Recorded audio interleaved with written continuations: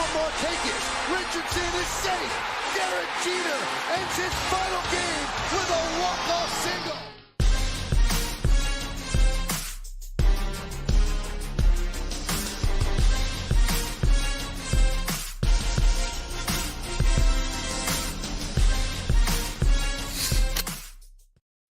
What's up, everybody? Welcome back to the Dog Days of Baseball podcast. I am the voice of a generation, Pete Rosado, alongside Grizz. Alphonse, unfortunately, stuck at work today. You know, the real world does be calling us sometimes. And those double shifts at work always seem to come at the worst possible time. But the Territorian will look to join us hopefully later on tonight. Welcome back to the Dog Days of Baseball. This is episode 6. Rounding into mid-season form. And Grizz, you know, the baseball season seems to be doing just that. We seem to be seeing kind of this shifting of the tide in Major League Baseball. Things that we were seeing in April, even early May, seem to have completely switched on their heads come here mid-June. Think about it. We are midway through June already, almost 3 months through the Major League Baseball season. It's crazy what we've seen so far with everything happening in Major League Baseball. Yeah, man, we've seen World Series previews, which we'll get into, possible World Series previews. Yep. We've seen teams kind of change roles. We saw teams that early on started off hot, now at the bottom, and we've seen teams at the bottom now fighting for, first place, second place in their division. So, and we alluded to it last episode. So it's interesting to see where all these teams are, especially now with these standings with 2 weeks ago when we were last on. So let's just dive right into it. Let's get to it. Yeah, let's get right to it. Let's talk state of the MLB the last 2 weeks. I mean, a lot has happened, especially let's start at home with the New York Yankees and the New York Metropolitans. The Yankees had that huge 3-game series at home against the, ordained, expected, whatever you want to say, National League West champions. People already expecting them to be the National League representative in the World Series. The LA Dodgers came to town. And listen, that first game on Friday night, that was a thriller all the way up to the 10th inning. 10th, 11th inning, yeah. And Yankees lose a nail-biter on Friday and then get absolutely mollywopped on Saturday to come back and get a big win on Sunday. They're able to salvage 1 of 3 from the Dodgers. And then, of course, Yankees just finishing up a series against the Kansas City Royals. A lot of people seeing this Royals team coming out in the AL Central, taking 2 out of 3 from the Royals. A walk-off victory for the Royals today to avoid the sweep. So we've seen the Yankees go up against 2 of the big teams in other divisions. The NL West expected winner in the Dodgers and the AL Central expected winner in the Royals. And we've seen them take one of those 2 series, win a total of 3 of those 6 games. What did you see or not see from the Yankees in these 2 series between the Dodgers and the Royals? Okay, so let's get into the Dodgers series first. Dodgers series. Like you said, game 1, absolute thriller. If you're a fan of baseball, that is what baseball was all about game 1. The atmosphere was electric. It seemed like neither team could really get the better of each other. Game 2 was just a complete, just horrible display. Bless you. There were too many errors. Gleyber Torres, you committed way too many errors. And I think the absence of Juan Soto spoke very highly in that series. Now, flip side of it, you go to the Kansas City. I didn't see much of the Kansas City series. But from the first 2 games, pretty much went how the Dodger series went. It was pretty much, forgive me, I think it was a shutout the first game. Yeah. It was a shutout on the first game. The second game was the Yankees just ran the scoreboard up 11-5. And then you had today's game where pretty much Clay Holmes, like we said before we got on here, Clay Holmes blew the game for them.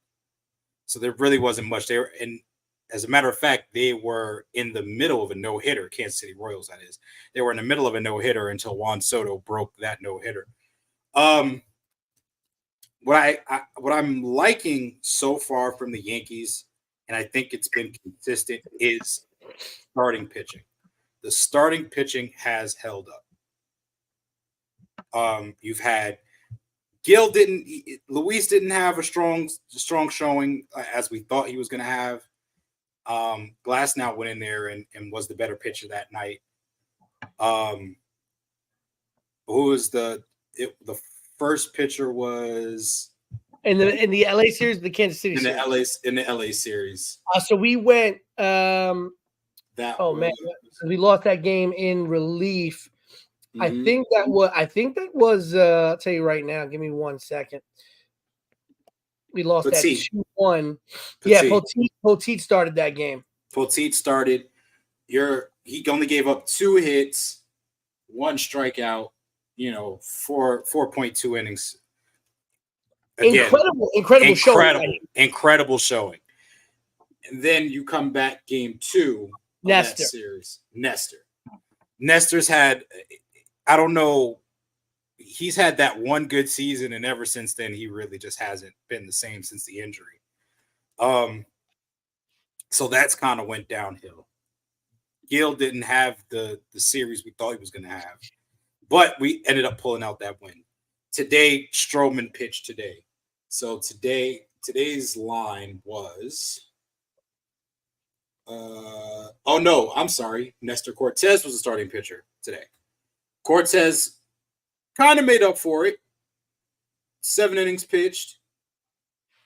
6 hits. Yep. So he kind of made up for it. I guess he felt some sort of way about that Dodger series, because that Dodger series, he didn't pitch bad, but they got the best of him. They definitely got the best of him in that series. And we ended up using a lot of our bullpen, and we got to see a lot of the relief pitching. I'm probably looking more at the pitching now for the Yankees, especially now we got the Red Sox coming up. So now we're kind of out of the turbulence, so to say, of the big teams, because now we have the Red Sox, but then we turn around and play Baltimore. So we're out of Baltimore and Atlanta back to back. Right. So we're kind of out of the turbulence for right now, just for this weekend series. But we get right back into the thick of things. We have, like you said, Baltimore, Atlanta, then we play the Mets, and then the Blue Jays. So we get out of it for a little bit, and then after the Blue Jays, we go to Cincinnati.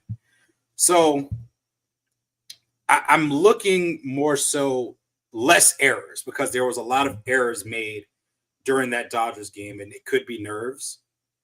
It was a World Series type atmosphere. Right. 2 historic franchises, both started in New York, one still in New York, one in LA. They have a lot of history together. They've done trades and business deals together. I understand. So it's now coming down to, can the Yankees tighten up through, the rest of June going into July, because now we're going into the months that matter and the months that are going to reflect on the record and playing for a position for a playoff spot. Yeah, and listen, I misspoke here. We took 3 out of 4 from the Kansas City Royals, not 2 out of 3. I apologize there. So we did win 4 out of these 7 games over this span here, not 3 out of 6, because we got that last game in LA, then went on a 3-game win streak against Kansas City before today's loss. And again, listen, I really want to talk about Poteet against the Dodgers, as you stated there. The kid held himself against the top lineup in Major League Baseball and held them scoreless. Yeah. On his entire run there. And yeah, it was 4 2/3 innings, but listen, there's not a lot of young pitchers that are going to go up against a Dodgers caliber lineup and hold them scoreless for 4 2/3. And Chad Poteet did that. And I also want to give a lot of credit to Luis Gil for what he did on Sunday. I mean, a lot of people are going to be like, well, wait a minute. He did give up 4 runs. Yeah, he did. But again, when you're looking at a young rookie pitcher pitching in that kind of situation, pitching in that caliber of a game, especially when you talk about they've already lost the first 2 games of the series. They need this game in order to avoid a sweep. And you send the rookie out there, and he gives up 3 runs on 5 hits in 5 2/3 innings and only walks 1. Yeah. That's an incredible show. Yeah. There's just no way around it. And when you match that to, by the way, Tyler Glasnow, that was on the mound for the Dodgers, who went 6 innings, gave up 5 runs on 8 hits, but had 12 strikeouts. I mean, listen, the periphery stats look great. 12 strikeouts. That's incredible. But you gave up 5 runs in 6 innings. I've got a rookie over here that gave up 3 runs on 5 hits in 5 innings against an equal caliber lineup. And by the way, Teoscar Hernandez, Kike Hernandez, I don't want to see them in New York ever again. Your last name's Hernandez. Don't step in Yankee Stadium. Okay. Unless you got a Yankee jersey on. Right. Like it was terrible. And the interesting thing with that Yankee series was the Yankees had been on an 8-game winning streak going into the Dodgers series. Mm-hmm. They had taken 2 out of 3 from the Angels. They had swept the Giants. They had swept the Twins. Okay. We were riding an 8-game winning streak going into that Dodgers series. And man, that Friday game was incredible. I thought that was going to be a ninth game. I can take the Saturday walloping.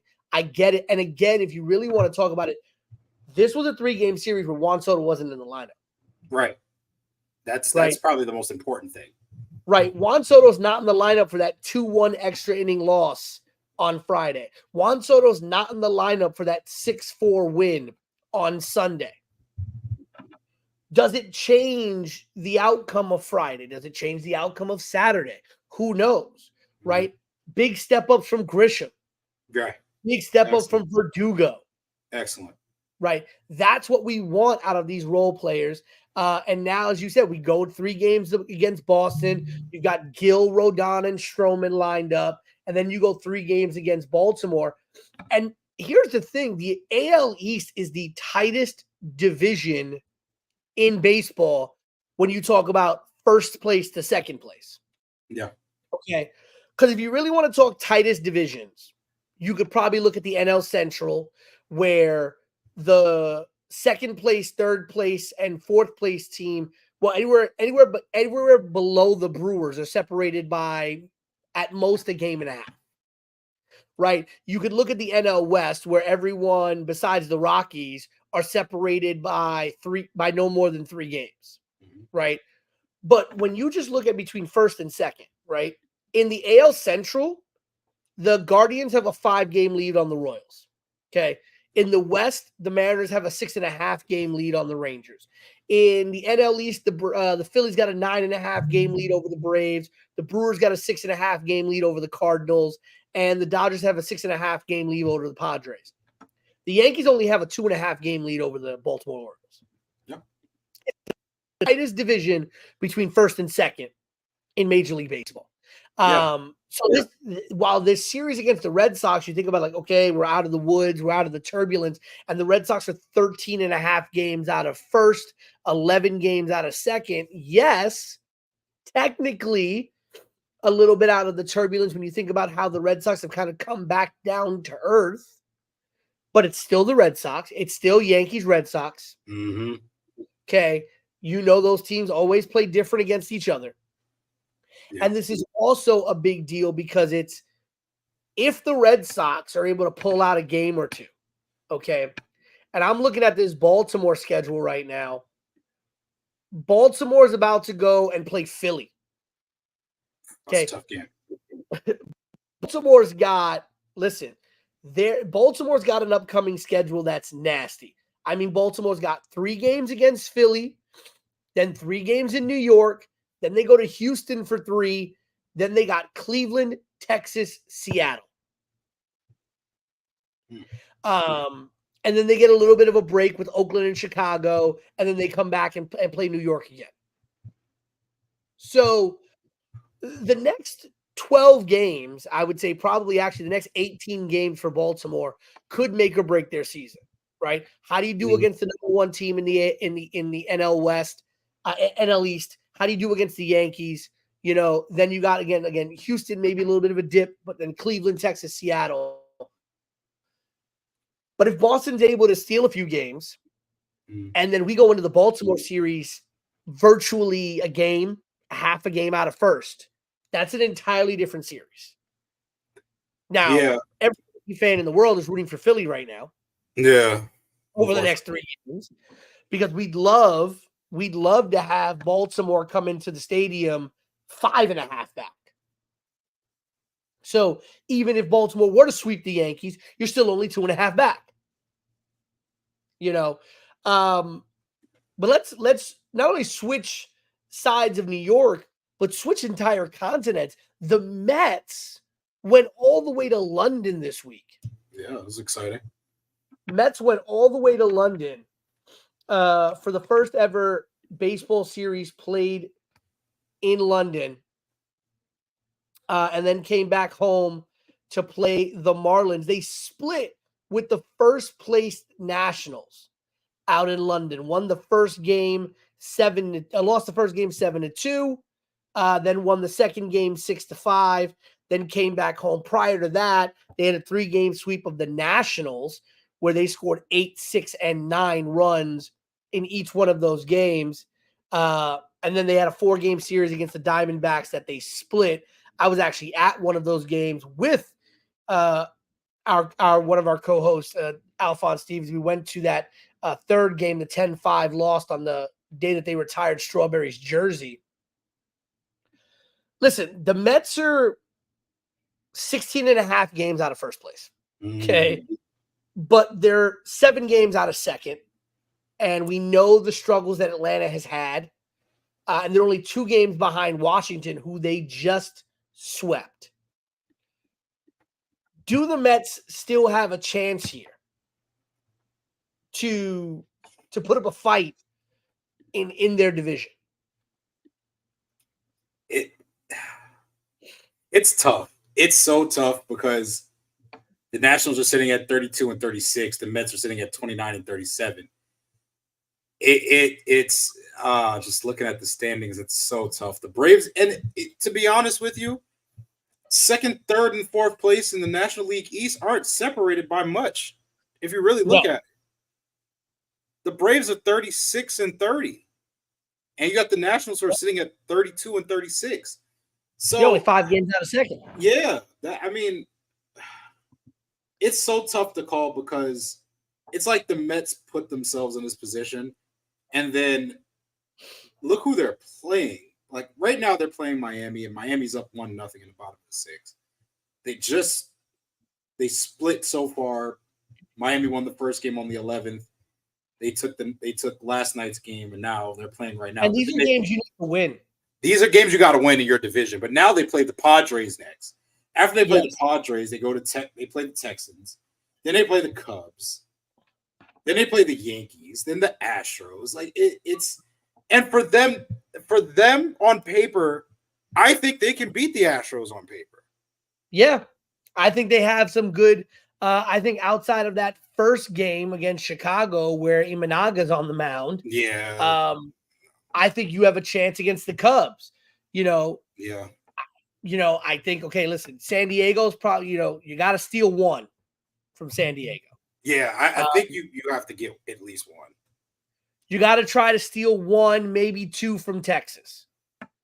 Steal 1 or 2 from Chicago, because the New York series is probably a dub. But then you've got a stretch of games from the end of June into July where I don't know why they can't tear off wins. You've got a 3-game set against Houston, a 4-game set against Washington, a 4-game set against Pittsburgh, where unless you're running into Paul Skeens, you might have a chance. another 3-game set against Washington, and then a 3-game set against Colorado.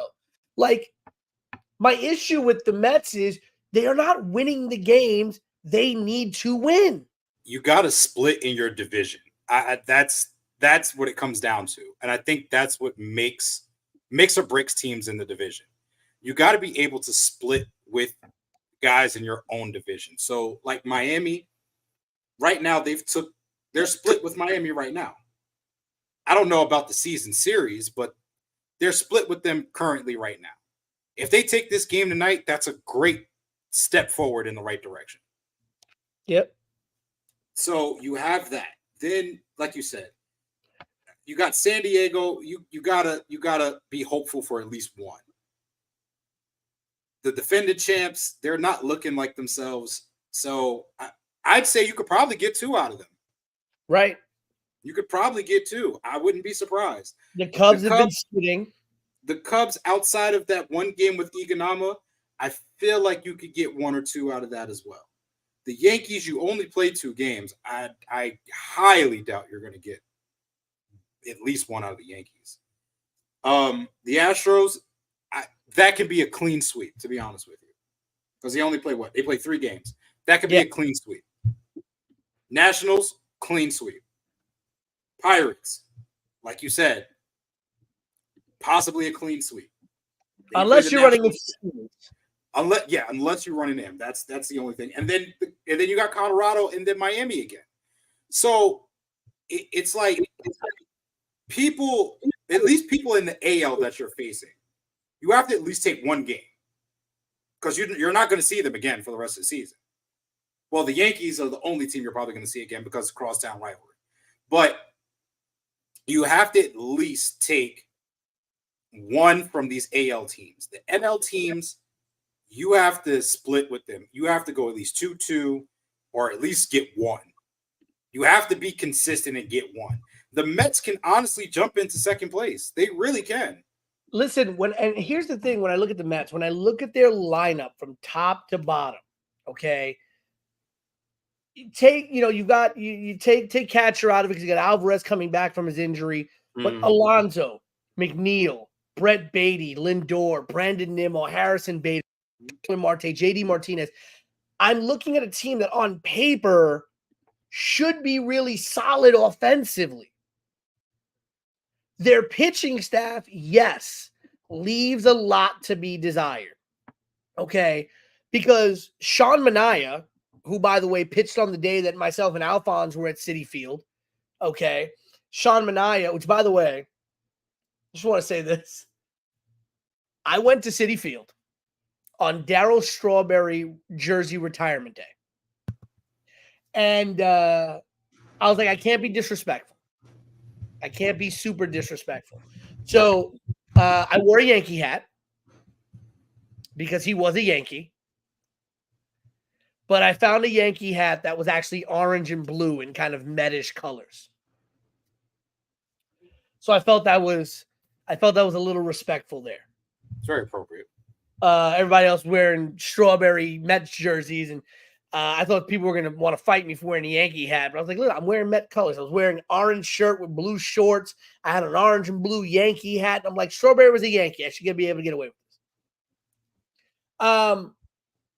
The offense, sorry, I'm there for Darryl Strawberry's retirement jersey game, which, by the way, the fact that you have such an emotionally charged game and you lose that game is problematic to me, because anytime you go to a game at the stadium, at Yankee Stadium, or it's a jersey retirement, or so, it usually means something. And you play a little bit, all that good stuff. Yeah, you play a little bit harder. Like anytime the Yankees lose on All-Timer Day, that loss hurts a lot more. It does. But I watched Sean Manaea pitch. And Sean Manaea, I think, had like 10 strikeouts that game. I mean, it was fantastic. But the man gave up like 5 runs. And this is my issue. I mean, your pitching staff leaves a lot to be desired. Severino is going back to that, Willie won't he. Tyler McGill is, serviceable. Sean Manaea is, high risk, high reward. Same with Quintana. And Jose Budo is doing whatever it is that he does at the number 5 spot. Yeah. Now, we shouldn't be looking at the number 5 spot in our rotation and expecting an ace, but we should be expecting somebody that can hold it down. And then obviously they've had their issues with Edwin Diaz, who, by the way, reports say that when he comes off the injured list, will be reinstated as the closer. It's interesting. But listen, Budo is 1-3 with an ERA of 3. Okay. Sean Manaea is 3-3 with an ERA around 4.3. Okay. McGill, if you're looking at McGill's stats, McGill is 1-3 with a 3.5 ERA. Okay. And then you go to Severino, who's been their best pitcher all year. Severino's 4-2 with an ERA around 3.25. And then Jose Quintana is 1-5 with a 5.29 ERA. And this is the guy who's ranked number 1 in your depth chart of pitching. That's your ace. That's supposed to be your ace. And, to me, the bigger problem is they're not winning the games they need to win. They're not winning close games. They're not winning games against teams you should be beating, right? If I'm looking at games that Quintana has pitched in, they lost to Milwaukee 3-1. They lost to San Francisco 5-2. Yep. You lose to Tampa Bay. You need to be beating the Tampa Bays. You need to be beating the San Franciscos of the league right now. You need to be beating up on the Nationals. You could be feasting on good teams and padding your record. And that's not what the Mets are doing. And that, to me, is the biggest issue that I'm seeing for the Metropolitans. Yes, they have problems. Their pitching squad is not what you want it to be. Their offense is severely underperforming, and we're going to get into something about their offense a little bit later on in the episode. But it's, to me, the bigger problem is beat the teams you should be beating. It's the first things you learn when I was playing Little League baseball, when I was playing high school baseball, even college baseball. There are games on the schedule where the goal is just to beat the teams you need to beat. Period. That's it. You beat the teams that you're better than. And when you're letting the teams, and this is what happened last year with the Yankees. Yeah, basically. It's like they switched. Losing games against teams that were, and I don't mean to offend, of lesser quality than them. When you're losing to the teams that are worse than you, that's the problem. I think they lost a series to the A's last year, too. Right. Like, yeah, okay. Listen, I can live with going 1-2 against the Dodgers. Yeah. I can't live with going, 1-2 against Colorado or 1-2 against, Arizona. Those are the games where we need to get a sweep. We need to get a 2-1 series victory in that. And that's what we need to be doing. And we need to be building that momentum. That's the game where it's like stakes are lower, pressure's not high. You get your wins, you get your work in, and you keep moving. What's interesting about the Mets to me right now is this. With all the drama that's going on with them right now and the reports of Will Cohen blow up the team and Pete Alonso and all the stuff that's going on. In the midst of all of this, nobody is talking about what we're talking about right now, which is the fact of the Mets can really make a big jump. Yeah. They can make a huge jump in the standings if they go up against the teams that they should beat. Like you said, they need to beat the teams that they should beat and split with those that are, obviously a better baseball team than them. They're getting one hit right now by a guy with a 4.56 ERA. Which is nuts. That should never be allowed. So I guess the question going into going into trade deadline is this team going to look different in a month or by the end of July, should I say? Is this team going to look different? And we're going to get into that, especially that possible big move. I mean, we might see a different DH. We might see a different first baseman. We might see a different, different outfield. We'll get into that. But again, right now they're losing 2-0 in the top of the 7th. It's 2 outs right now. So they're about to come up in the bottom of the 7th inning.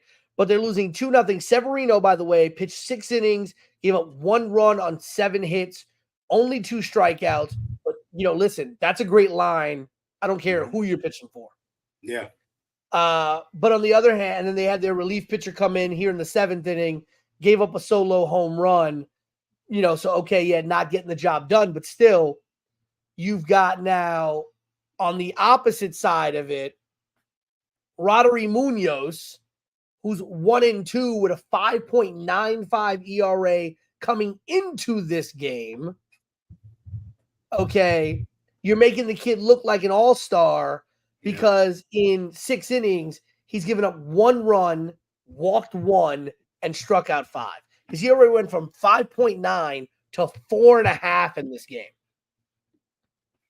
Like, this is what we mean by winning the games you need to win, because there's no reason why the Marlins are one-hitting you right now. Yeah, no reason. And when Boston right now is beating up on Philly 8-3, right? They're giving you a chance to move ahead in your division. Detroit beat Washington 7-2 earlier today. Granted, Atlanta beat Baltimore. Thank you, Atlanta. But Atlanta beat Baltimore. But look at that. Your first place team is losing right now. And the third place team that's directly in front of you already lost. You have a chance to gain ground. Should give you enough motivation right there. Right. And again, you talk about wanting to keep someone like Pete Alonso. This doesn't exactly help, right?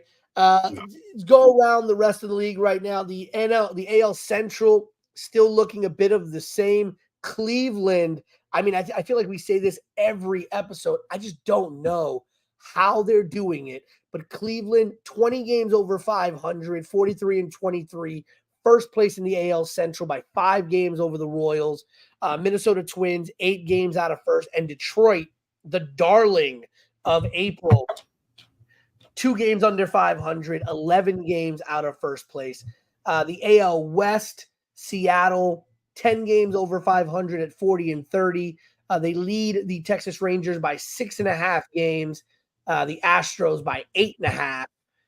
But every other team, by the way, in that division, besides the Seattle Mariners, under 500. Texas, 3 games under 500. The Astros, 7 games under 500. The Angels and the Athletics are, there. Is this what it's going to be? Is this going to be the Guardians? And I think, Grizz, the question I want to ask you before we move on to the National League and then our second topic of the day, what's going to be the difference in the AL West when Texas gets back all those pitchers in the second half of the season? When they get back Scherzer, when they get back DeGrom, when they get back 2 top line starters, when all their injuries come back onto the field, can the Texas Rangers make a big move in this AL West? I don't know. I had defending champs penciled in to really be the defending champs, but so far they just have not at all. Well, like you said, the injury bug has got to them. There's a lot of key guys missing from this lineup, especially in the bullpen. So I expect them to pick it up in the bullpen in particular. And the Mariners, who are, again, the darling team right now, I mean, they're sitting comfortable right now in the AL West, if you really want to put it that way. But they're sitting comfortable right now at 40-30, and they're playing a little over 500. No, just about mid 500, 571. Their home record is amazing. They're 24-11 at home. But their away record, they're 16-19. So they're not really that good of a road team. But most of the American League West aren't good road teams. The Rangers, 16-18. Astros, 14-20. Angels, 15-18. And the Athletics, I mean, we don't even have to discuss them. But if you want to know for shits and giggles, 11-24. So, I mean, there's a trend in this American League West, which is these are all pretty decent home teams for the most part. The Mariners are the exception, and this is what's keeping them in ball games. But then you have the Rangers, who are 16-17 at home. Astros are 17-18. Any one of these teams can catch up. I mean, the Astros were dead last just, 2 months ago. Now we're sitting here talking about the Astros can win possibly what? They're 8.5 behind. If they go on a run, even if they hit 6 games, that's making noise in that division. That's threatening the defending champs. We might even see the defending champs back in the playoffs if the Astros go on a decent run.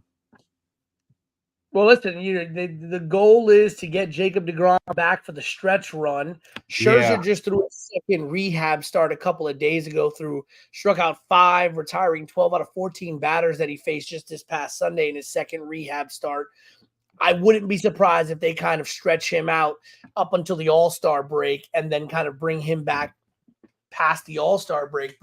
And that's a major thing. You're going to get back 1 in Scherzer, hopefully 2 Cy Young Award winners in Jacob deGrom and Max Scherzer pitching in the second half of the season. And in the goal of Jacob deGrom pitching in that stretch run. And for all intents and purposes, they've stood in the race. And that's a big thing. They've stood in that race, even with all those injuries that they've had. And, power rankings right now still have them right outside the top 10 at 13, right? You got Josh Jung looking to come back. Scherzer should be coming back. John Gray just came back. Corey Seager just came back. You've got Tyler Mahle still on the DL. deGrom, Evan Carter back on the DL. So you're going to need a lot out of this team. But Seattle, listen, 19 quality starts, okay, a 3.38 ERA, and a strikeout to walk ratio for a team of 5-1. The question is going to be whether or not losing Brian Wu. That's the big thing. His name has been brought up a lot in trade rumors. You want to talk about Cleveland, since we're still talking about the AL, another big trade rumor, they could be adding a first baseman in the American League in Vladimir Guerrero. Yeah, there's a lot there. Really quickly going to the National League, the Phillies with a 9.5 game lead over the Braves. Everybody else in that division that's not Philly or Atlanta below 500. The NL Central, as we said, probably the toughest division top to bottom. Milwaukee with a 6.5 game lead over the St. Louis Cardinals, who, listen, for a team in second place, they've got a negative 38 run differential. Okay, they're 1 game under 500, but they've got a negative run differential, and they're in second place. Please understand that there is not a division in baseball that has a first or second place team with a negative run differential. In fact, the Cincinnati Reds, who are in third place, a half a game behind St. Louis, has a plus 15 run differential. They are actually 53 runs better as a team than St. Louis, yet St. Louis ahead of them by a half game. The Cubs also 7 games out. Pittsburgh only 8 games out of first. And then obviously out west, it's the Dodgers in first place, Padres 6.5 out, Giants 8 out, Diamondbacks 9.5 out, and the second worst team in baseball, the Colorado Rockies, at 17.5 out. They're kind of the second or third worst team in baseball. But let's move on to our next topic here. Speaking of something that kind of just happened this week, looking a bit blue for the Blue Jays, right? So a couple of years ago, we heard about this core for the Blue Jays made up of the sons of Hall of Famers. You had Vlad Jr., you had Bo Bichette, you had Cavan Biggio. Those three right there, that was supposed to be the new core for the Blue Jays. It was going to lead them to a new era of greatness, the sons of the greats. And, well, one of them's already gone. Cavan Biggio was designated for assignment this past weekend, and subsequently, shock and surprise, the Los Angeles Dodgers. I don't know how they have any prospects left, honestly, but the Los Angeles Dodgers traded for Cavan Biggio to help shore up the bottom of that lineup and the left side of that infield.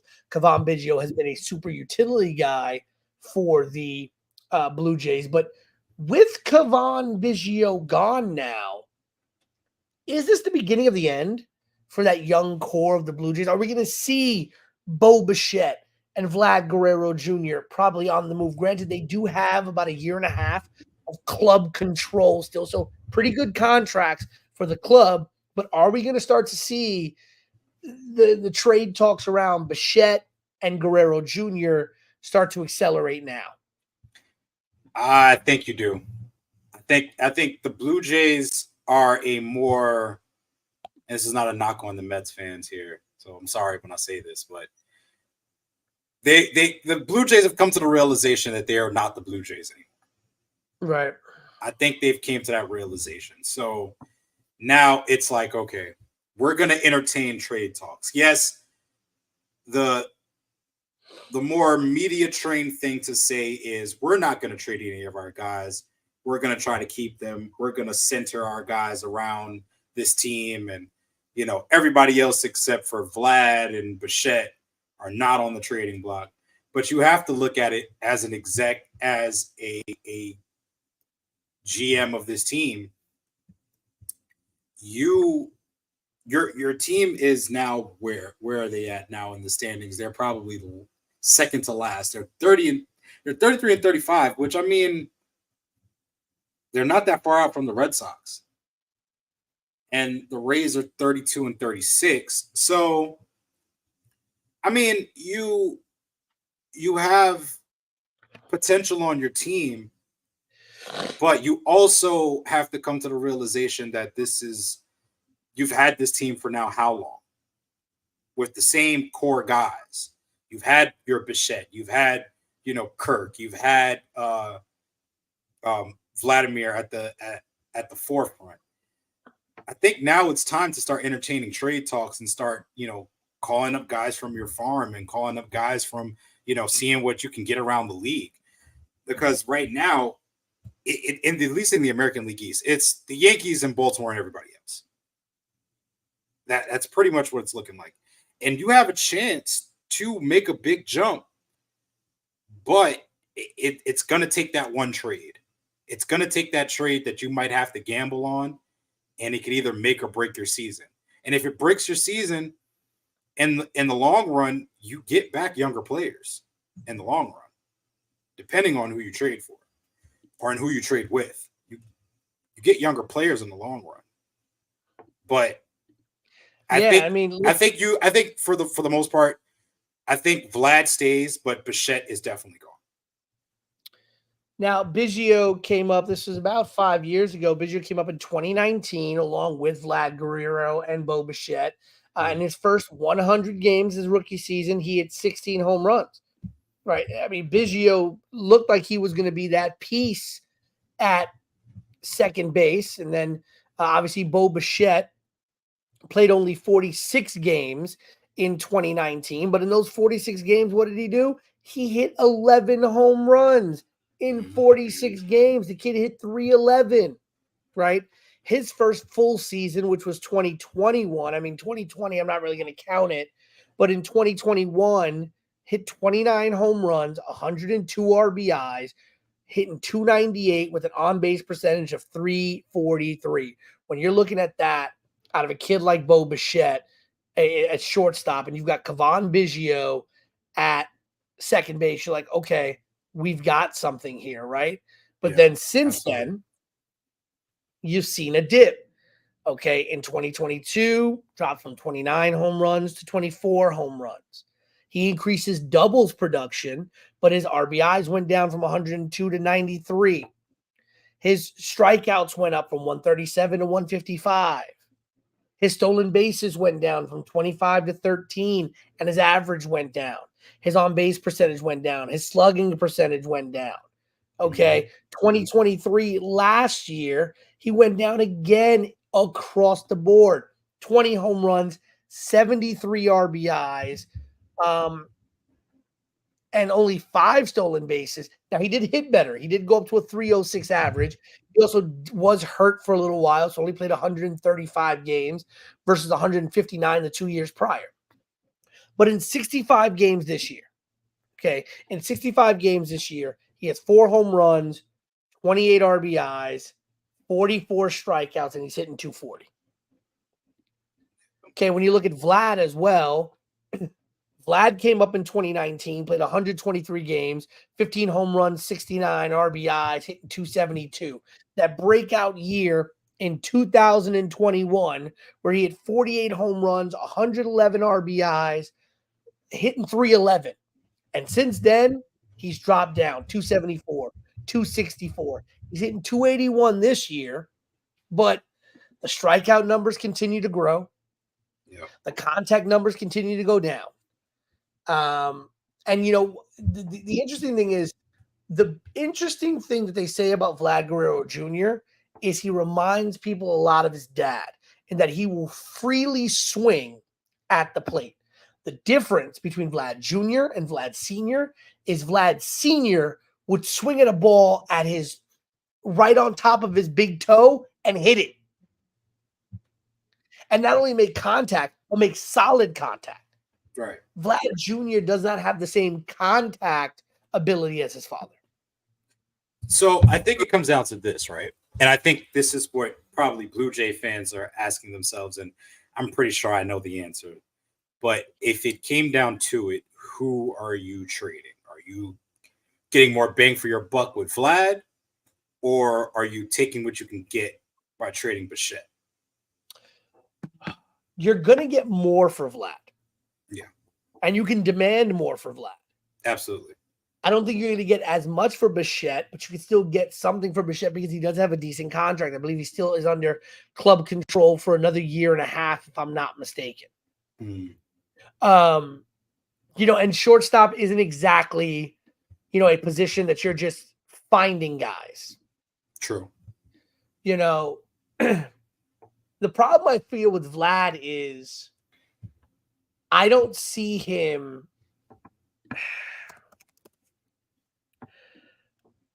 My issue with Vlad is he comes off to me as just another first baseman who swings hard. You know, he's not as valuable as his dad in the fact that he plays the outfield. He doesn't have the same contact as his dad. I mean, listen, people are going to pay for him because he can hit and he can hit hard. Right. But the question is, the power is disappearing. Again, we went from 15 home runs in 123 games in your rookie season to 48 home runs. And then each year we've seen that decline. 32 home runs, 26 home runs, right? We've also seen his doubles decline from 35 to 30. Right now he has 12 doubles, 7 home runs. He's susceptible to the strikeout, which again, I think is what I think you're starting to see a lot of general managers realize, that these big power guys that can't make contact, and a lot of this, we're going to talk a lot about this with Pete Alonso a little bit later, just are not the wave. You want high contact guys who do have power. You want guys who are going to put balls in play. And I think you're going to get more of that out of Bichette than you get out of Vlad. I think Vlad is one of those guys that's going to end up with what I like to call the Barry Bonds treatment. People are either going to walk him to just get away from him, or they're, if they've got the stuff, they're going to challenge him. And the problem is Another thing that you would have a big difference between Vlad Jr. and Vlad Sr. You didn't challenge Vlad Sr. No. It was very rare that someone challenged Vlad Sr. And you knew if they were challenging him, Clemens would challenge him, Mariano would challenge him, Randy Johnson would challenge him, Pedro will challenge him, those kinds of guys. But everybody else that's not on that kind of a level of a pitcher wasn't going to challenge Vlad Sr. They were scared of Vlad Sr. I don't think pitchers are scared of Vlad Jr. So I'm gonna agree with you on this. I think yes, the long-term thing you get more with Vlad as far as his because it's his name at the end of the day. The production, like you said, the production is somewhat there, but when you look at it on field, it doesn't correlate to the name. Yeah. So it's you're not gonna get the essence of Vladimir Guerrero Jr. Because at this point now, let's put it into another sports term. Let's take it to like the NBA. When there's a guy who used to be the guy and now he's not that guy anymore, he's coming off the bench.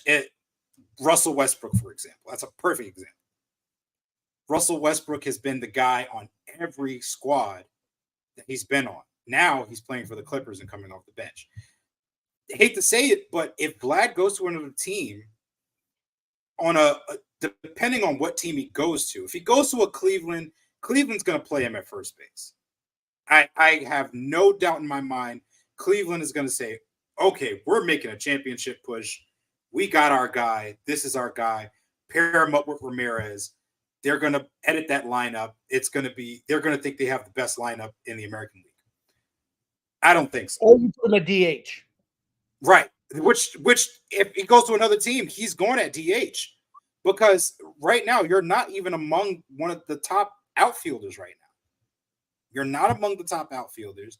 You're playing. I'm not going to say you're playing subpar because you are playing to the average of an MLB player. An MLB player should have an average of 250 hitting, but right. You're not a power threat. You're and to be honest with you, and I hate to disrespect the man, but you're playing like a pinch hitter almost now, where you're coming in for those big moments, but then you're not even showing up. The strikeouts are going up. It's not correlating with the name of Vladimir Guerrero Jr. You had that one great year in 21, and you home run derby. You went there. You were an all-star. Great. You had a great season, but then after that, it just declined. And maybe a change of scenery is what you need. Sometimes that's what any player needs, a change of scenery. But if you go to another team, I think you're not going to be that guy on that team. You're either going to be in the same position you're in right now, you're going to be a DH, or if you get traded to Cleveland, Cleveland's going to play you at first base. They're going to start you, but you're not going to get the result you're looking for. Now, he won't come to New York, but I'd love him in New York. He won't ever come to New York, but I would love him too. If you do, on the flip side of it, if you do Bichette has more value because there's not, again, the shortstop position, at least in the American League, there's some names there, but there's not any top names. Right now, among the best, Anthony Volpe is among the best. You've got a couple other guys that are among the best. But if you put Bichette on a different team that's not the Blue Jays, I feel like he could be among the best. We're going to, if by mid-July he gets traded to, let's just say, Kansas City, for all intents and purposes. Maybe Kansas City doesn't need him, but let's just say Kansas City trades him. They start him at shortstop. We're going to have a different conversation here. Yeah, now we're going to be talking about. I have him in the second tier of shortstops. I mean, to me, the number one shortstop you're talking about, in that top tier, you're talking, Mookie Betts. You're talking Bobby Witt Jr. Absolutely. You're talking Trey Turner. Right. For me. And then right below that, you have Corey Seager. I'd put Bo Bichette. I would put Anthony Volpe there. I'd put a Dela Cruz. Yeah. I know, like, in name value, Francisco Lindor is probably up there, but like Lindor just has not been, No. what Lindor should be. He has not played to the back of his baseball card. So to me, if I'm Bo Bichette, there's a lot of really good opportunities to be a difference-making shortstop for a lot of different teams. And not only that, I mean, let's open up the standings here. Let's take a team like Minnesota for all intents and purposes, even though, again, they don't need a shortstop either. But let's just say, or better yet, Detroit. Detroit's in there fighting in that American League Central.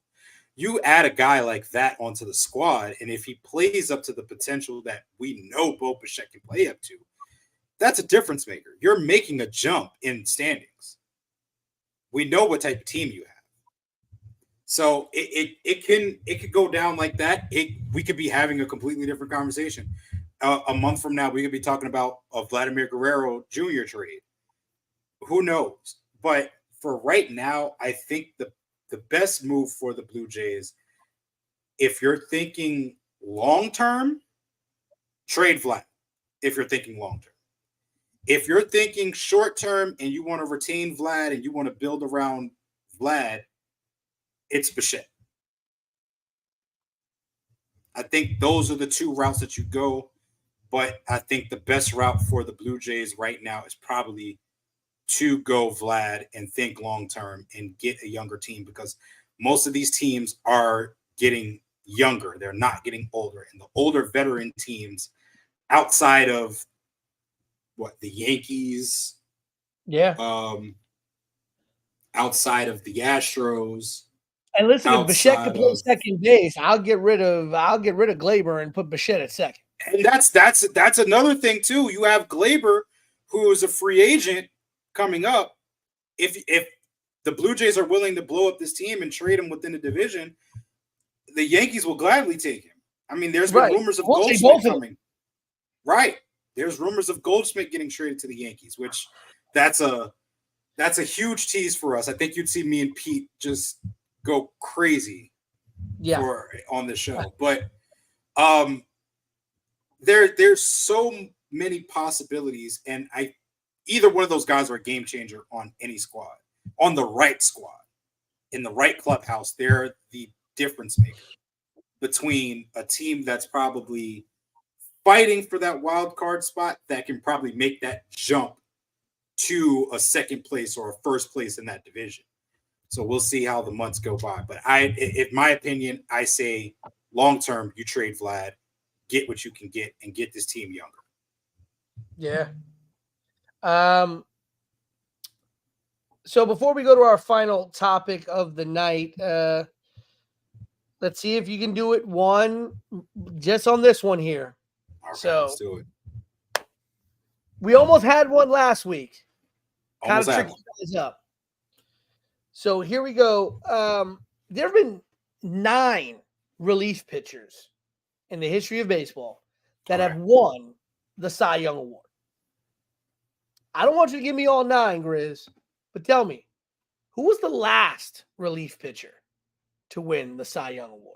Last relief pitcher to win the Cy Young Award.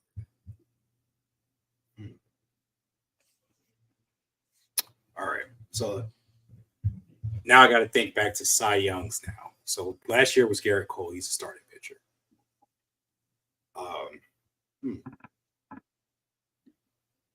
Zach Wheeler has never won it. He might win it this year.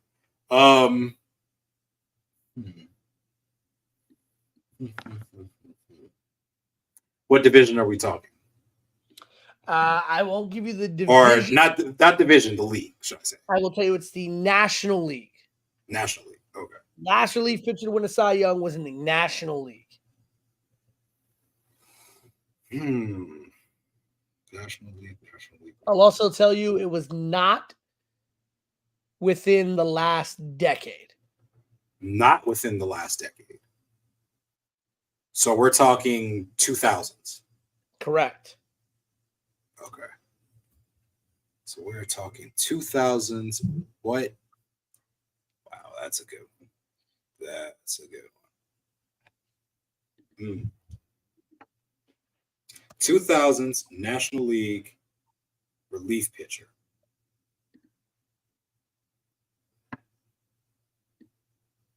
I'm thinking all starting pitchers right now.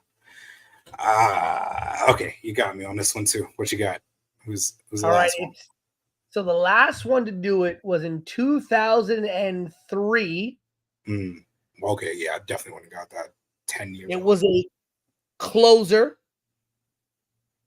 who had a 1.20 ERA, had 137 strikeouts in only 82 and a third innings, and saved 55 games for the Los Angeles Dodgers, the one, the only Mr. Eric Gagne.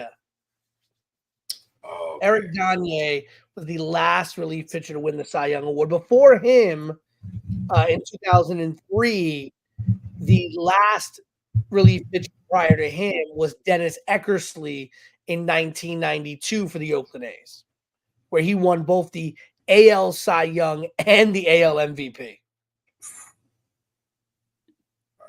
Okay, so I wouldn't have got the 92, but I don't know why, for some reason I was thinking Dodgers too. Because I was replaying everything they were talking about in the Yankee Dodgers series. Should have thought about that. Okay. Eric Gagne got popped for PEDs. Yeah, he did. He did, now that you mention it. Yep. All right, let's go ahead to our last topic of the night. And we've kind of touched on a little bit of it tonight. We've talked about some things here tonight, but trade deadline July 30th. Mm-hmm. You know, we're a little bit about a month and a half away from the deadline. Yeah. And obviously with the new Major League Baseball wild card system and things like that, it's kind of incentivized some teams to wait. I mean, we used to know buyers and sellers, right? Okay, this team's out. They're out by the All-Star break. We know they're selling. Mm-hmm. But the new wild card system has kind of changed things up a bit. But let's make some early predictions here, looking ahead to this trade deadline. And let's focus on right now just the number 1 and number 2 teams in their divisions, with the exception of maybe one team we'll talk about. And let's start in that NL West. What do the Los Angeles Dodgers or the San Diego Padres need on this trade market this year? I don't think, do the Dodgers really need anything else? Do they really need anything else at this point? Especially with the projected rumor of Teoscar Hernandez probably commanding a 4-year deal. I don't see the Dodgers buying. I don't see the Dodgers selling. I see them staying put. They're going to get Kershaw back soon. Their bullpen is pitching up to its potential. Ohtani's been playing well. Friedman's been playing well. Smith has been playing well. Mookie's been playing well. So, I mean, I don't – Dodgers, we don't even have to talk about them. Flip side, Padres, the team that's trying to catch the Dodgers. I think they've added a utility hitter in Luis. They've really been playing pretty well. I'm a big sucker for a closer. I think that's probably what they need. I don't know. I did see Michael King pitching. I know he comes in as relief. His stuff has been pretty nasty lately. I'm really not too sure what I can honestly say the Padres really need. Like I said, me personally, if it was up to me, I'm a sucker for a good closer, because I've been spoiled. I've had Mariano Rivera on my squad. You know, I've had guys who I can look to close besides Chapman that, you know, closes the door for teams. And I think that's what the Padres probably need, is somebody who can close the door for them in these tight games, because they, for the most part, let's look at their last 5. Suarez has been good. He's 17 for 17. Yeah, he has been good.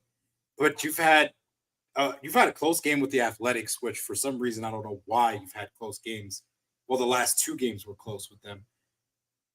The Diamondbacks, you pretty much beat up on them for the most part, except for the first game.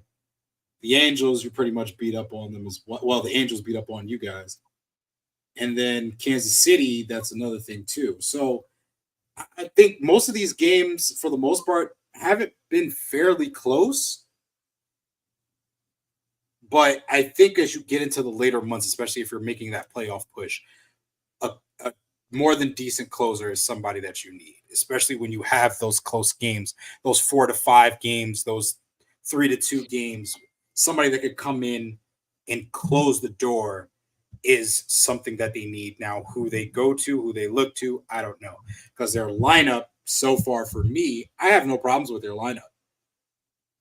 You know, Tatis, Machado, you have Daniel Cease, you have, outside of pitching, you've got Kim. I don't have a problem with their lineup. I really don't.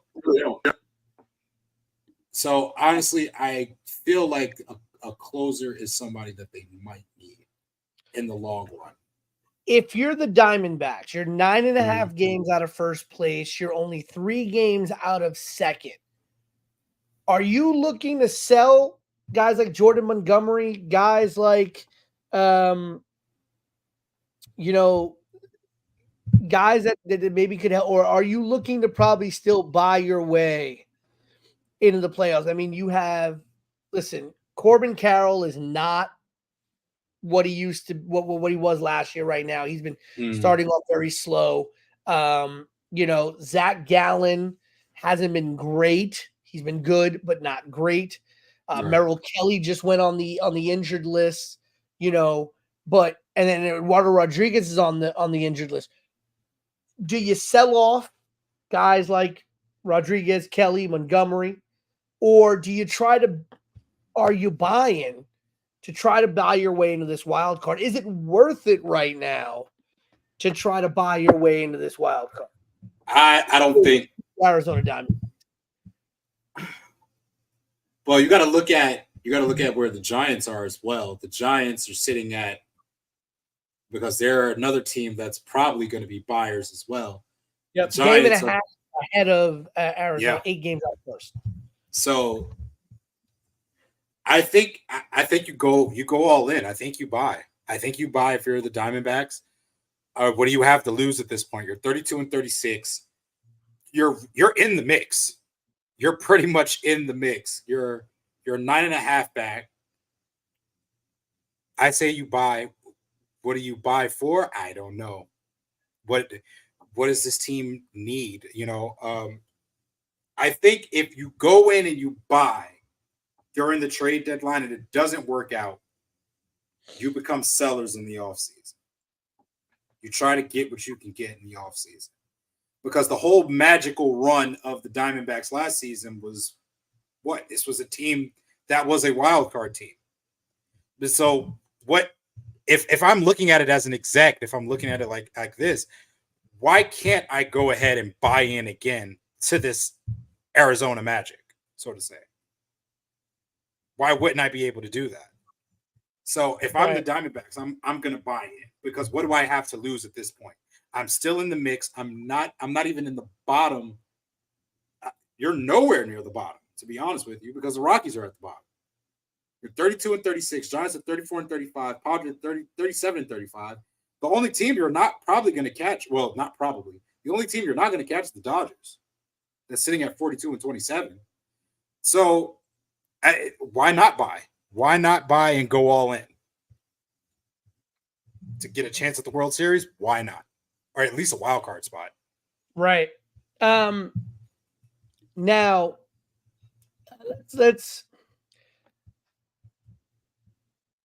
let's ask a real question here. Okay. The Yankees are in first place. Okay. We expect them to be in first place for the rest of the year to win the AL East. But if you're the Yankees right now, what's your priority? Is your priority another starting pitcher? Is your priority bullpen depth? Or is your priority the right side of that infield. So are you looking to upgrade first and second base? Are you looking to upgrade that bullpen? Or are you looking to upgrade that starting rotation? Because starting rotation, listen, Gil's been great, but I don't want to run him into the ground. The kid's had Tommy John surgery already. Right. Cole's coming back from injury, so you don't want to run him too hard. Correct. And Cortez, Rodon, and Stroman, like, are they really going to make 30 starts each by the end of the year with no time on the DL? Our bullpen's been very much hit and miss. And then obviously we've gotten very limited production out of Rizzo. Granted, he hit a home run today, and Gleyber Torres. If you're only focusing on one of those three areas, Grizz, what's your focus if you're the Yankees? Bullpen, first and second base, or rotation? I'll go from each one. Bullpen, not worried about it. I don't know how long Clark Schmidt's going to be out, but that's another person that honestly has been great in our rotation. He was 5-0 up until that Cleveland series. Yep. So, I mean, Clark Schmidt, who I'm gonna publicly give an apology to. I'm sorry. I had zero faith in you this season, but you changed my mind. So when we get Clark Schmidt back, we get Cole back, I think that we'll be okay for the most part. I agree with you. The bullpen has been inconsistent. The relief pitching has been inconsistent. The closing, we're not even going to get into that. But for the most part, this bullpen has, for the most part, been on a trending upward. So we're just going to stick with that. So the bullpen is fine.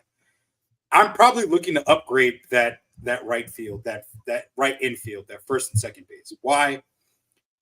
You've got Torres contracts coming up, and you have Juan Soto coming up in the winter. If I have to, I think I speak for all Yankee fans, and I think I speak for you, Pete, and you can correct me if I'm wrong, but if I have to choose between Gleyber Torres and Juan Soto, Gleyber, I'm sorry, you gotta go. If it comes down to it. Now, here's the next thing, right? You have guys on this squad like a DJ LeMahieu who came off of injury. Yep. Who's starting to get back into things. You have a DJ LeMahieu. You have a Gleyber Torres. You have Anthony Rizzo, who seemingly looks like he's on the cusp of ending his career. Seemingly looks like that way. So he re-signed for a 2-year deal. This is the second year of that 2-year deal. We don't know what's going to happen. I think he's coming up on 36, I believe, 35, 36. Maybe a little older. So you have one of two things that can happen here. You can look to upgrade the first and second base. As far as Gleyber, you're getting rid of that contract. You don't even have to worry about that. You're basically telling Juan Soto, you are our main priority come the wintertime. So that's the Gleyber aspect of it. As far as Anthony Rizzo goes, Yankee fans, we love Rizzo. We love him to death, but he's just not the player he was. The age is definitely starting to show. And again, it's the same thing I just said about the Blue Jays. Veteran teams are looking to get younger. Now, another person who I thought might have been on the trade block, if it's not Anthony Rizzo, Giancarlo Stanton. What team is going to take him? And that's going to be the issue. What team is going to take him? Because I feel like he's going to play out the rest of his contract and possibly his career as a Yankee. Yeah, listen, at this point, I'm just calling him Mike Stanton. Yeah. For those, if you know, you know.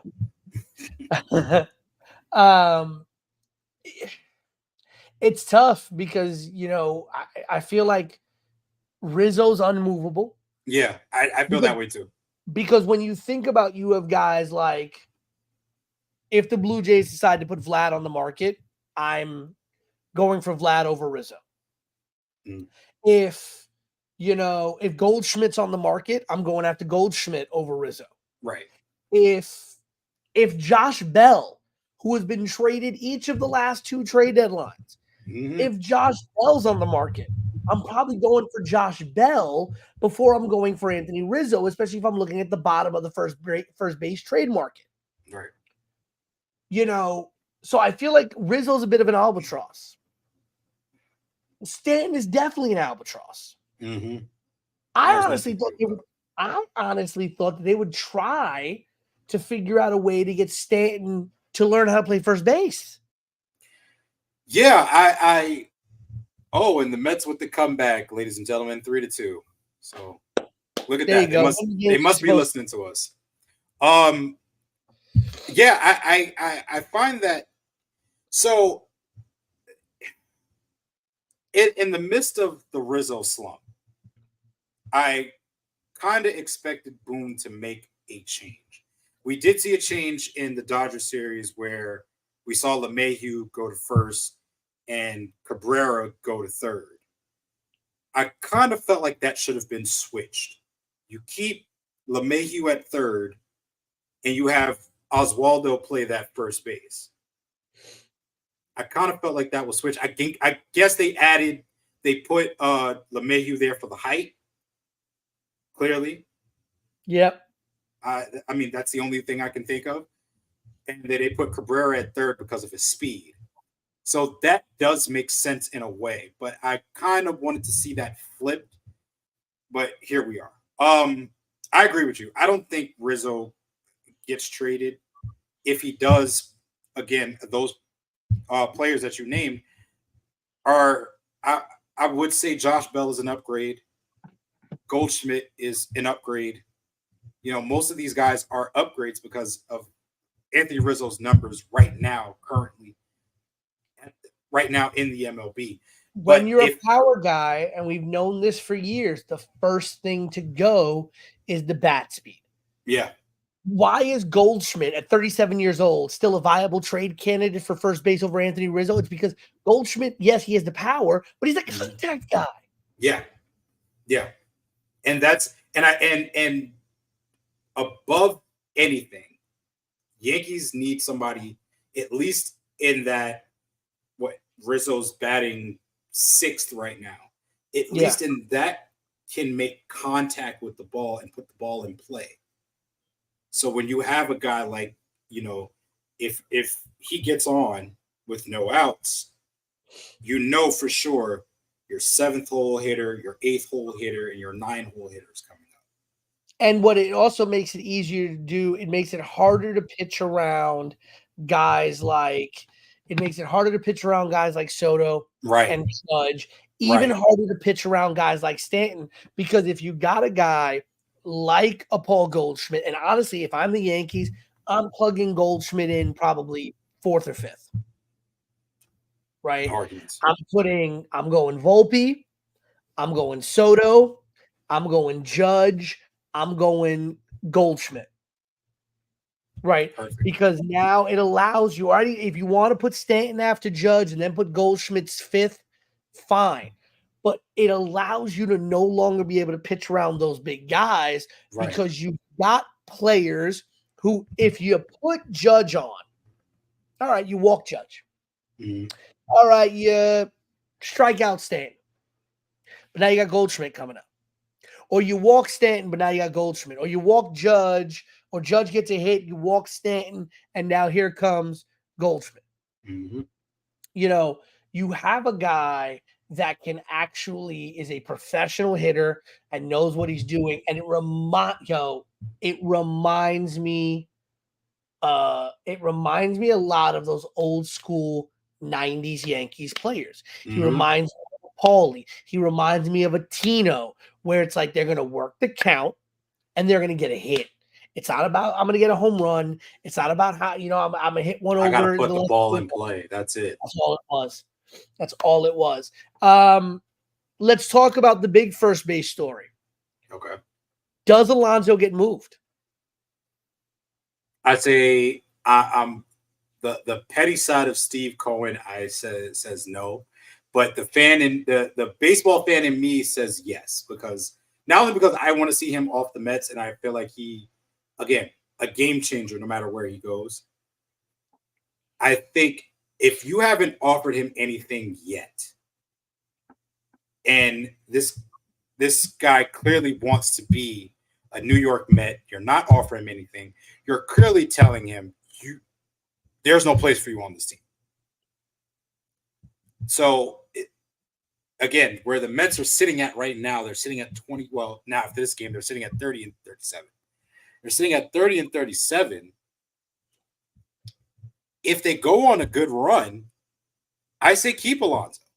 I think this comes down to the Mets play over these next couple of games, over this next month, should we say. Over this next month determines whether or not Pete Alonso is going to get traded or he's going to stay a Met until the end of the season. But I feel like you should cut your losses now because I don't think he's going to resign for whatever the Mets offer him, just because of the treatment alone that he's been getting during this offseason or during the season. Now, in terms of being buyers, you know who's an interesting team that could be a destination for Pete Alonso? Who's that? Seattle. And that would work very well in their favor. Seattle, Jerry Dipoto needs a big splash in Seattle. Mm-hmm. They really need that jolt. And if they want to hold on to first place with those anticipated returns for Texas, Pete Alonso could do that for you in Seattle. It would be very interesting to see him in Seattle. And I think that's what Seattle is missing right now. Because I mean, they have a pretty young team, and to add another guy, a veteran, so to say, because he's still fairly young himself, and Pete Alonso onto that young core squad, this could really take Seattle over the hump. They could really make them a threat in the AL West. So where now we're talking the Mariners are running away with the first place. It's possible. Right now, I haven't seen their bullpen numbers. I don't know if their bullpen numbers have held up. For the most part, I hope they did. But digressing from that, I would like to see Pete Alonso on the Mariners. I think that is a very, very good spot for him. Whether he's DHing, whether he's playing first base, whatever he's doing, I think that's a spot for him where it benefits not only the player, but also the team. And I think Seattle's probably one of the few teams that can offer him a contract that he would like, where he would get, a 5-year or 4-year deal or a 6-year deal, where it's not where the Mets are trying to offer him a long-term contract to where, hate to say it, but the Mike Trout effect. Yeah. The only person that's benefiting off of the Mike Trout effect right now is Bryce Harper. He's the only one that's really benefiting off of it. They got a long-term contract deal. His team is in first place. They've built a more than decent team around him, and they're World Series favorites at this point. And they have been for most of the season now, outside of the Yankees and the Dodgers. Yeah. So for Pete Alonso to go to Seattle, command the money that he wants, maybe sitting at I'd say a $55 million deal, or maybe even a $60 million deal, to where it's a shorter term, maybe a 5-year, 6-year deal, 7-year deal. I think that's more appropriate for him rather than taking the 13, 14-year contract and going for the $380 million or the $400 million range. And listen, at the end of the day, I mean, there's also been a lot of talks that, Stern and Cohen might trade him over the summer, try to get something back for him. The expectation is he's going to go to free agency anyway, and then try to bring him back in free agency to kind of try to double dip on having him, make him a rental for somebody who's chasing a pennant, who's chasing something, and then cross your fingers and hope, hey, maybe we could even still get him back in free agency, similar to what the Yankees did with I believe it was Aroldis Chapman. It was. Hey, send him off. Let him get his rocks over there. Let's get something for him, and then we'll sign him right back in free agency. So, what's funny? There's an interesting name that I was looking up a lot of the trade candidates, and obviously the big name for trade candidates this trade deadline. Obviously, had a lot of starting pitchers that are right up in the market. Talking Verlander could be moved again. There's talking Dylan Crochet out of the White Sox could be moved again. Even Jack Flaherty from Detroit. But there's an interesting name that I saw on the trade deadline list as somebody that's being looked at as an outfield play for some teams. And it's going to be a bit of a blast from the past. Can you believe that one of the, I would say, top 5 outfielders possibly going to be available at the trade deadline? Miguel Andujar. Really? Oakland may be looking to move on from Miguel Andujar. It's interesting, though, because a lot of the pitchers that you hear right now on the trade deadline block that are possible moves are all former Yankees. Severino from the Mets could possibly have value. Jordan, why am I forgetting his name now? Frankie Montas on the Reds talk about they're moving him. Jordan Montgomery, they're talking about moving him. There's talk about moving. Why am I forgetting this guy's name? We got him from Oakland, and he bombed. Got him from Oakland, and he bombed. Before Montas. Before Montas, pitcher? Yeah. Oh, correct. Why am I forgetting? Before Montas. Yeah.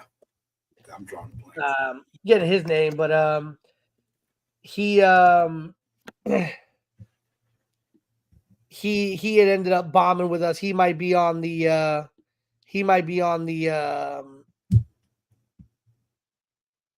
on the move as well.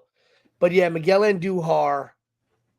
I'm trying to see here. Hold on, I got you right now. Not Esteban Loaiza. I love that man.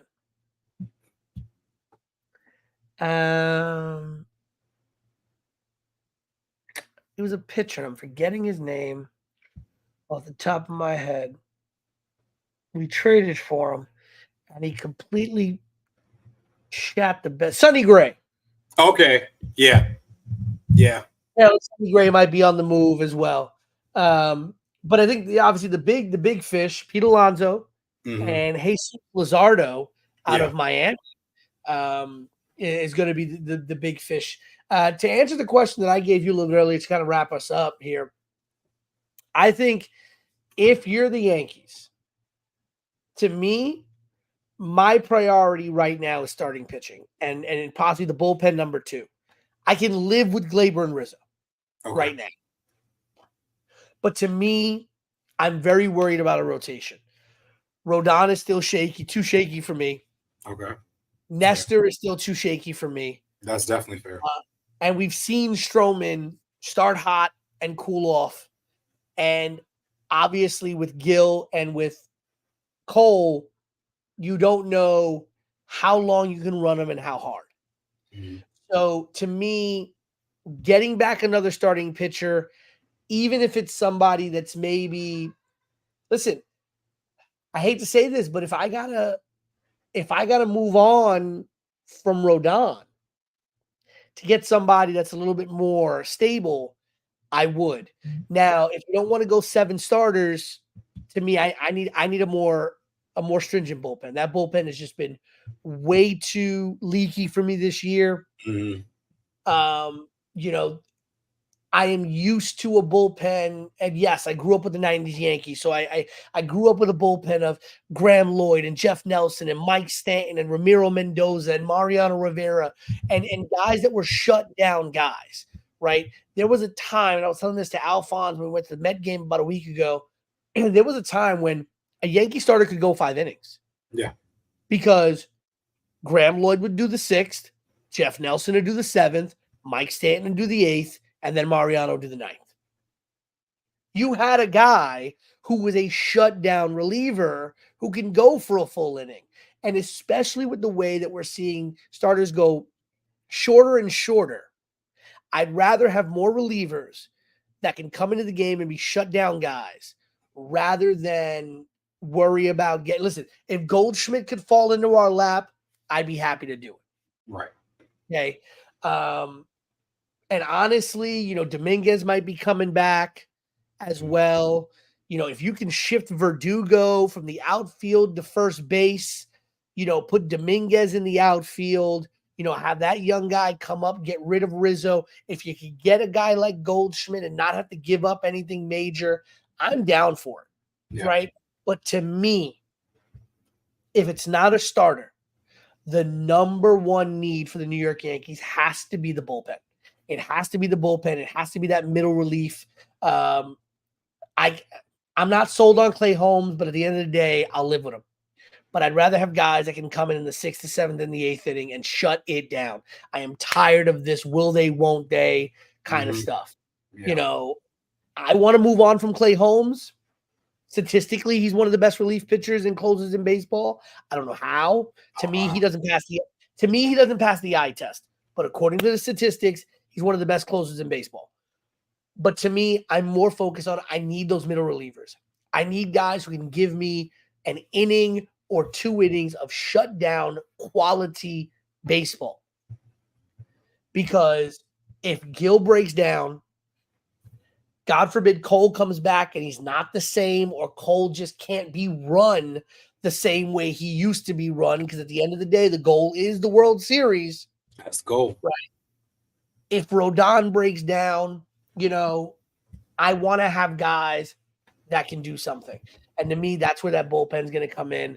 And if I'm the Mets, I trade Alonso. I hate it. Yeah. And I know every Met fan is going to hate me for it. But I trade Alonso, and I pray and hope that I can get him in the offseason, because I honestly think Boris is going to try to get every dollar he wants. And if you can put together a competitive offer at the end of the season when he hits free agency, then I think you have a shot. But at the end of the day, there's a lot more needs on the Mets besides keeping Pete Alonso. To me, it's about building a complete team. Alonso's one piece. And at the end of the day, if Alonso's able to sign a contract that doesn't have – listen, I don't like that Shohei Ohtani went to the Dodgers because I wanted him on the Yankees. But one thing I will respect that Shohei Ohtani did is signing the contract that he signed. Yeah. Because it allowed for the Los Angeles Dodgers to go out there and have money to spend on players to put around Ohtani. Ohtani learned from his time in Los Angeles with the Angels that if I'm commanding big money and this guy's commanding big money, my owner only has so much money. And he's only going to want to do so much. But some owners don't want to go into the luxury tax. Read Hal Steinbrenner. Screw you. And I get it, because if you're not winning and stuff like that, but you hamstring your team in being able to go after other players. And Ohtani's contract was so beautiful for the Dodgers because it allowed them to go out there and spend money on Max Muncy, spend money on Yamamoto, spend money on bringing in other players like a Tyler Glasnow and things like that, and sign people to contracts that other teams wouldn't be able to do. And if Alonso's going to get that albatross of a contract and it hamstrings the Mets budgetarily, then, as you said, you have that Mike Trout effect. You're going to be the best player on a bad team. Yeah. And at the end of the day, you're going to want to get out. So work with the team. And if he's not willing to work with the team, if Boris is not willing to work with the team to get a contract that is both team friendly so that we can build a champion around Pete Alonso, and you just kind of want the best money contract you can get, then go. And I'd rather trade you at the deadline and get everything I can for you to continue to build. Because when you go to another team and you're the best player on a bad team again, and you want to come back because you want to end your career with the Mets because now we're a good team, then we'll talk. I think at the end of the day, it goes down like this. Mets fans, whether you want to hear it or not, you're in the long run to trade Pete Alonso now, just rip the Band-Aid off, get it out the way. it'll hurt. It'll hurt less here because it's going to hurt more in the winter. Oh yeah, when you lose them for next to nothing, for not even next to nothing, for nothing. Because even if they tag them, they only get a fourth round pick at best. Right. So it's best if you trade him now. You get what you can get out of him for his value. His name clearly is among the best of the best. You get what you could get for him. You build that core team rather than having him walk in the wintertime and you're getting nothing. And now you're stuck with possibly Jeff McNeil being your best player on the squad. Yep. So Mets fans just ripped the Band-Aid off. Yeah, there you go. There you go.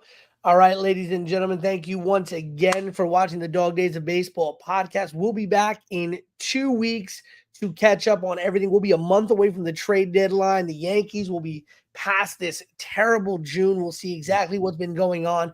We thank each and every one of you, for myself, the voice of a generation, Pete Rosado, for Grizz, and for the Territorian Alphonse Stevens.